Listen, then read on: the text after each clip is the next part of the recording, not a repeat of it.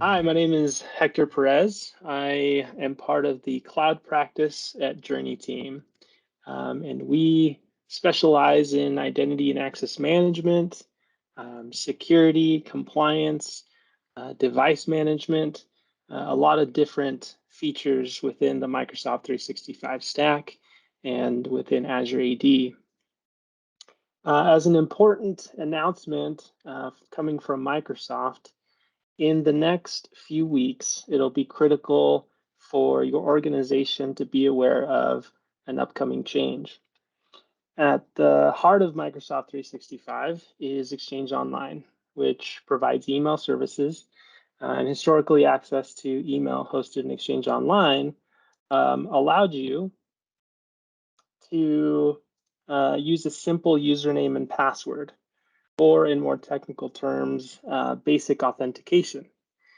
This access model is simple, but poses a huge security risk.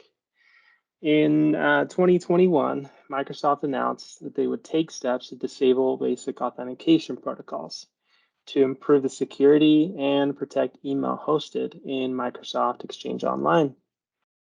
Over the past few months, Microsoft has proactively been disabling basic authentication protocols that are not in use in Microsoft 365 tenants. Effective October 1st, 2022, Microsoft will permanently disable basic authentication in all Microsoft 365 tenants, regardless of usage, with the exception of SMTP authentication, which will be reviewed by Microsoft at a later date. Basic authentication is an outdated industry standard, and threats posed by using it continue to increase. Microsoft actively recommends that customers adopt security strategies like Zero Trust. And this is another step to providing you with a more adequate protection from wherever your team members are accessing your company's email data.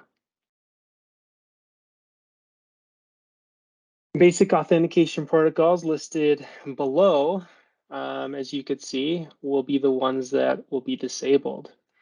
Exchange Web Services, Exchange ActiveSync, POP, IMAP, Remote PowerShell, MAPI, RPC, and OAB are in that list. So to reduce the impact of Microsoft disabling these protocols for good, we highly recommend you review if anyone in your organization is still using any of the aforementioned protocols, and have them upgrade to an app that uses modern authentication. This includes email applications like Outlook, native iOS or Android apps that redirect users to authenticate using Microsoft's Azure AD authentication web-based login page that looks like this. To get the most accurate and up-to-date report of who in your organization is using basic authentication, you can review your Azure AD sign-in report. Using that data, you'll be able to identify and contact anyone in your organization to have them upgrade to an application that uses modern authentication. If you'd like assistance on identifying where basic authentication is being used in your organization and remediating those situations, please contact us at JourneyTEAM at journeyteam.com/contact. Thank you.